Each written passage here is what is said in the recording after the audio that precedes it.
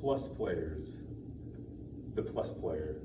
In pretty much every session, you'll see some kind of variation of an additional all-time neutral plus player being used.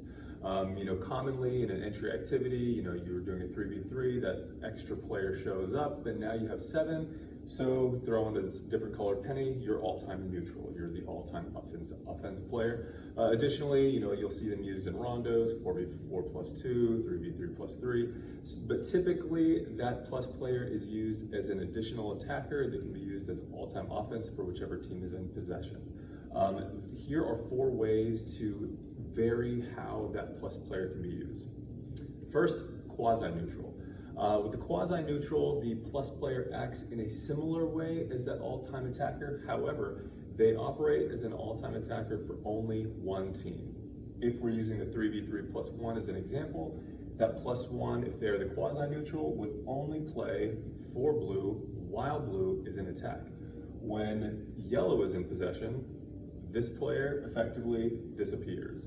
So it's a 4v3 for blue when they're in attack, but it's a 3v3 for yellow when they're in attack. Using that quasi-neutral can vary and adjust how that additional player sees and adjust to the information around them. How are they going to be? What are they going to do when their quote-unquote quasi-team is not in possession? Second, the 1-minute neutral.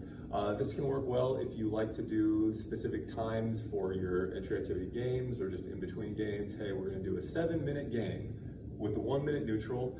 This all-time attacker, 3v3 plus 1, operates as an all-time attacker until one of the 2 teams calls out neutral, or whatever term you'd like to use. As soon as blue calls out neutral, this player becomes a blue player for 1 minute.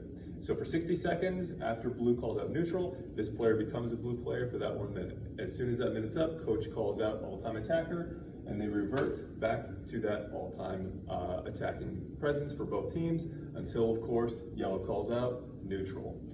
With this, each team gets that opportunity once per that 5-minute game, and it gives each team a kind of a way to think about when are we going to use that 1-minute neutral. Third, the voice.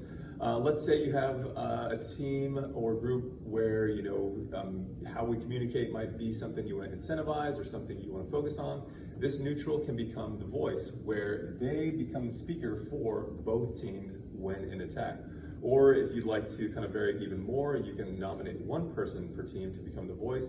No other one can talk except that 1 or 2 players, the voice. And last but not least, destroyer. We typically incentivize attack. We always want the all-time attacker. If you're doing a 5v2 rondo, whoever makes a mistake in possession, guess what? They get the penny, they become the defender. So we like to incentivize attack. With the destroyer, we're going to do the opposite. So with the destroyer, that plus 1 is not all-time offense, they're all-time defense.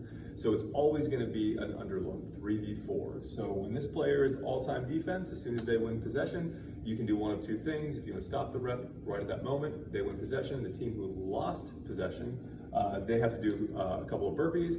Or if you would like to keep the flow of play going, if that destroyer wins possession, they effectively become the opposing team, whichever team they won possession.